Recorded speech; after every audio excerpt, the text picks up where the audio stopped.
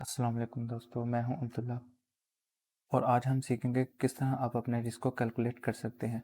वैसे तो अपने रिस्क को कैलकुलेट करने के बहुत सारे तरीके हैं, बहुत सारे कैलकुलेटर्स हैं। तो जो मेरे लिए सबसे ज़्यादा बेहतर है या जिसे मैं इजी समझता हूं, मैं आपसे वो शेयर करना चाहता था। ठीक है दोस्तों, जैसा कि आप जानते हैं कि हम अपने सारे एनालिसिस tradingview.com में करते हैं। ठीक है, उसके बाद फिर हम अपनी ट्रेड अपने ब्रोकर के साथ लगा लेते हैं। ठीक है, तो दोस्तों जब हम यहाँ पे ट्रेड लगाते हैं तो यहाँ पे एक टूल है, ठीक है, जो जिसको लॉन्ग पोजीशन और शॉर्ट पोजीशन कहा जाता है। ठीक है, वहाँ पे हम अपने एनालिसिस में देख लेते हैं कि अब हम फॉर एग्जांपल हमने देखा कि यहाँ पे डबल बॉटम, ठीक है, स्ट्रेटजी बनी है और हम यहाँ पे ट्रेड लगाना चाहते हैं। ठीक है, हमने अपना जो टेक प्रॉफिट है 1 to 2 1 to 3 जितना भी रखना है, ठीक है, वो रखा।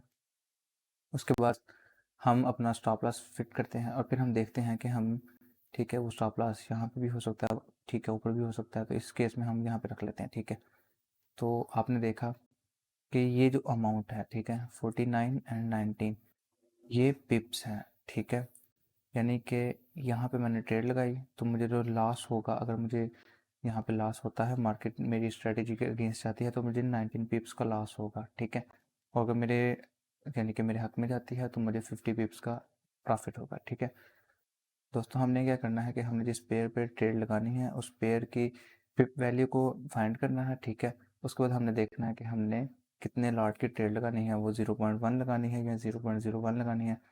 फॉर एग्जांपल इस केस में आप 19 पिप्स का ही स्टॉप लॉस रखना चाहते हैं, लेकिन आप चाहते हैं कि आपको जो लॉस है वो $10 से ज़्यादा ना हो। ठीक है, आप मैक्सिमम जो रिस्क लेना चाहते हैं वो $10 का लेना चाहते हैं। उसके लिए हमें इस पेयर की पिप वैल्यू को देखना पड़ेगा। उसके लिए हम क्या करते हैं, उसके लिए हम यूज़ करेंगे XM का कैलकुलेटर। ठीक है, ये एक ब्रोकर है, मैं वैसे इस ब्रोकर को यूज़ नहीं करता, लेकिन मैं इस ब्रोकर का कैलकुलेटर ज़रूर यूज़ करता हूँ।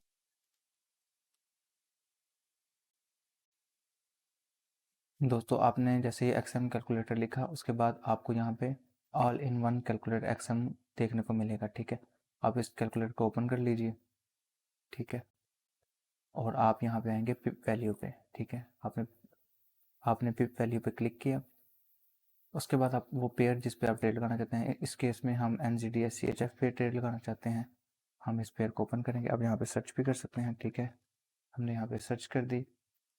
यहाँ पे आपने वो करेंसी जिसमें आप डिपॉजिट करते हैं, लाइक अगर आप यूरो में डिपॉजिट करते हैं या यूएस डॉलर में डिपॉजिट करते हैं, तो वहाँ पे यहाँ पे आपने वो सिलेक्ट करनी है। मैं यूएस डॉलर में डिपॉजिट करता हूँ, तो मेरा जो अकाउंट बेस्ड करेंसी है वो यूएस डॉलर है, मैंने इसको सिलेक्ट कर लिया। ठीक है, और जो आपने यानी कि यहाँ पे अकाउंट सेलेक्ट करना है वो standard standard lot he mostly होता है। ठीक है, मोस्टली ब्रोकर में, लेकिन आप देख लीजिएगा कि आप कौन सा ब्रोकर यूज़ कर रहे हैं और आपका अकाउंट टाइप क्या है। ठीक है, मोस्टली केसेस में स्टैंडर्ड लॉट ही होता है, तो आप इसको सिलेक्ट कर लीजिए। ठीक है, उसके बाद हम यहाँ पे पिप की वैल्यू को देखना चाहते हैं। ठीक है, ये जो टैब है वॉल्यूम इन लॉट्स, यहाँ पे आप डिसाइड करेंगे कि आपने कितने लॉट की ट्रेड लगानी है। ठीक है, क्योंकि इस केस में हमें 19 पिप्स का स्टॉप लॉस है हमारा। ठीक है, तो हमने देखना है कि हम कितने लॉट्स की ट्रेड लगाएंगे। अगर 90 पिप्स का हमें लॉस हो तो हमें $10 से ज़्यादा लॉस ना हो। ठीक है, यहाँ पे हम लॉट्स के थ्रू देखेंगे कि कितने लॉट्स पे हमें पिप की क्या वैल्यू मिल रही है। हमने यहाँ पे 0.1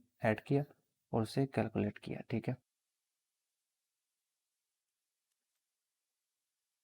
दोस्तों, हमारी जो पिप की वैल्यू निकलती है वो $1 है। ठीक है, यानी कि अगर हम 0.1 की ट्रेड लगाते हैं तो पिप की वैल्यू $1 है, और हम हमारा जो स्टॉप लॉस है वो 20 पिप्स का है। ठीक है, दैट मीन कि अगर हम ये यानी कि अगर हम 0.1 की ट्रेड लगाते हैं, लॉट्स लगाते हैं, तो हमें $20 का नुकसान होगा, क्योंकि हमारी जो एक पिप की वैल्यू है वो $1 है और 20 पिप्स का मतलब है $20। ठीक है, दैट मीन कि हम 0.1 की लाट नहीं लगा सकते, हम यहाँ पे 0.05 की लाट लगा के देखते हैं कि हमें क्या आता है।